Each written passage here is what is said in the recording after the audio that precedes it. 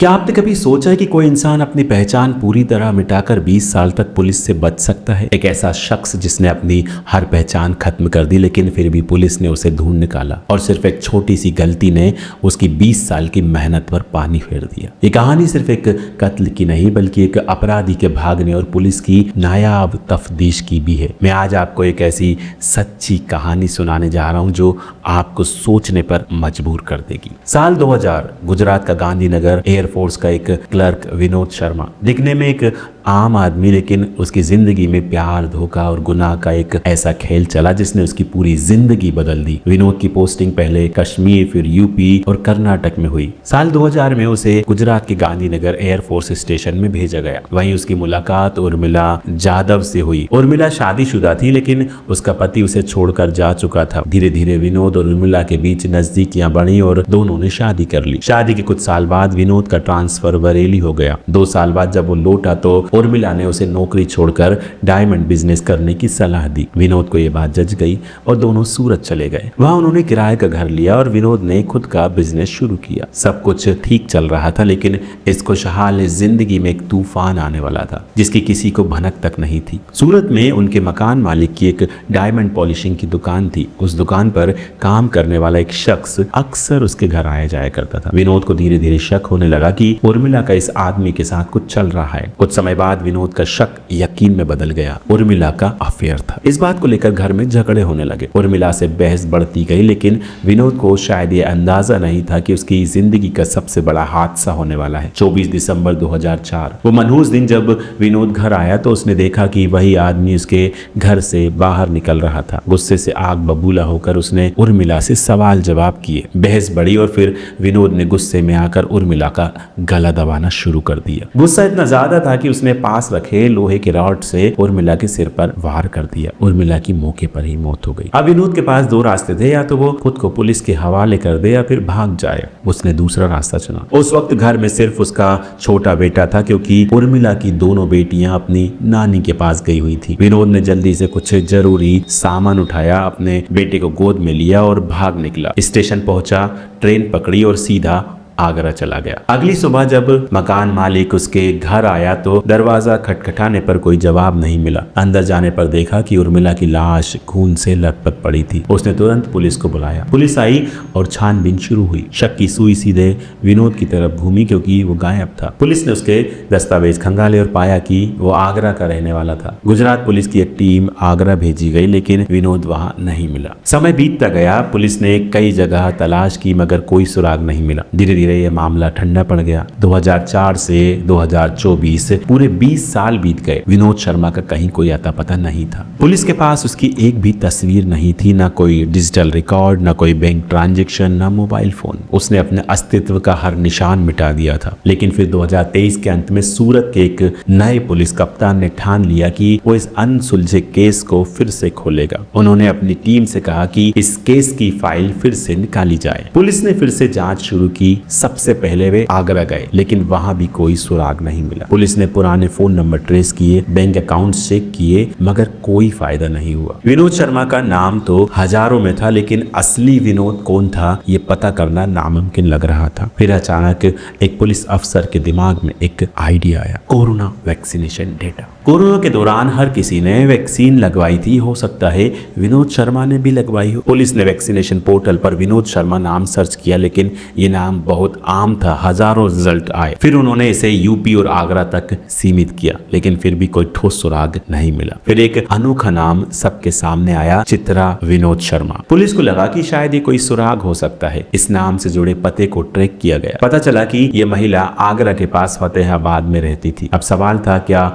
यह वही विनोद शर्मा था जो 20 साल से फरार था? पुलिस टीम फतेहाबाद पहुंची। वे सरकारी अफसर बनकर चित्रा विनोद शर्मा के घर पहुंचे। चित्रा ने बताया कि उनके पति विनोद शर्मा एक किराने की दुकान चलाते हैं। पुलिस ने बहाने से विनोद शर्मा से मिलने की बात कही। चित्रा उन्हें दुकान पर लेकर गई। दुकान पर बैठे अधेड़ उम्र के शख्स को देखकर पुलिस को कुछ खास नहीं लगा। आखिर इतने सालों बाद बिना किसी तस्वीर के, किसी सिर्फ शक के आधार पर किसी को पकड़ना आसान नहीं था। लेकिन फिर एक पुलिस वाले ने झटका देने वाला सवाल पूछा, तुम वही विनोद शर्मा हो ना जिसने 20 साल पहले सूरत में अपनी बीबी का कत्ल किया था? सवाल सुनते ही विनोद के चेहरे का रंग उड़ गया, उसकी आंखें बड़ी हो गई, होंठ सूखने लगे। पुलिस ने उसकी इस हरकत को भांप लिया। उसी वक्त एक पुलिस वाले ने उसका हाथ पकड़ लिया और कहा, अब और भाग नहीं सकते। विनोद शर्मा जिसने 20 साल तक खुद को दुनिया से छुपाए रखा था, आखिरकार पकड़ लिया गया। उसकी पहचान खत्म करने की सारी कोशिशें, 20 साल की भागदौड़, सब कुछ बेकार हो गया और वजह सिर्फ एक छोटी सी गलती, उसकी पत्नी के वैक्सीनेशन सर्टिफिकेट पर चित्रा विनोद शर्मा लिखा होना। पर कहानी अभी खत्म नहीं हुई। विनोद शर्मा को पकड़ने के बाद जब उसका बेटा सामने आया तो क्या हुआ? क्या उसने अपने पिता का सच कबूल किया? और पुलिस ने विनोद शर्मा से क्या क्या राज उगलवाए? विनोद शर्मा को पकड़ने के बाद पुलिस ने उसे तुरंत हिरासत में ले लिया। फतेहाबाद की उस छोटी सी किराने की दुकान से शुरू हुई गिरफ्तारी की एक कहानी अब सूरत तक जाने वाली थी। पुलिस ने उसे ट्रांजिट रिमांड पर लिया और गुजरात ले गई। लेकिन क्या विनोद इतनी आसानी से अपना गुनाह कबूल कर लेता? नहीं। उसने पहले साफ मना कर दिया कि वो वही विनोद शर्मा नहीं है जिसकी पुलिस को तलाश थी। पुलिस जानती थी कि इतने साल तक भागने वाला अपराधी इतनी जल्दी हार नहीं मानेगा। पूछताछ के दौरान जब उससे सख्ती से सवाल किए गए तब भी वो खुद को निर्दोष बताने लगा। लेकिन पुलिस ने उसकी पत्नी चित्रा से जो बयान लिए थे वही विनोद के झूठ को उजागर करने के लिए काफी थे। पुलिस ने बताया कि उसकी पत्नी ने यह कबूल किया है कि वो पहले सूरत में रह चुका था। ये सुनते ही विनोद चुप हो गया। फिर पुलिस ने वो चाल चली जो सबसे ज्यादा कारगर साबित हुई। उन्होंने कहा, अगर तू बेगुनाह है तो अपने बेटे से मिल सकता है, लेकिन अगर तू वही कातिल विनोद शर्मा है तो सच बोलने में ही तेरी भलाई है। बेटे का नाम सुनते ही विनोद शर्मा अंदर से हिल गया। जब विनोद को गुजरात लाया गया तब तक उसका 23 साल का बेटा, जो डोडा में एक प्राइवेट कंपनी में काम करता था, सूरत पहुंच चुका था। बेटे ने जैसे ही अपने पिता को हथकड़ियों में देखा वो सख्ते में आ गया। उसे अब तक यही लगता था कि उसके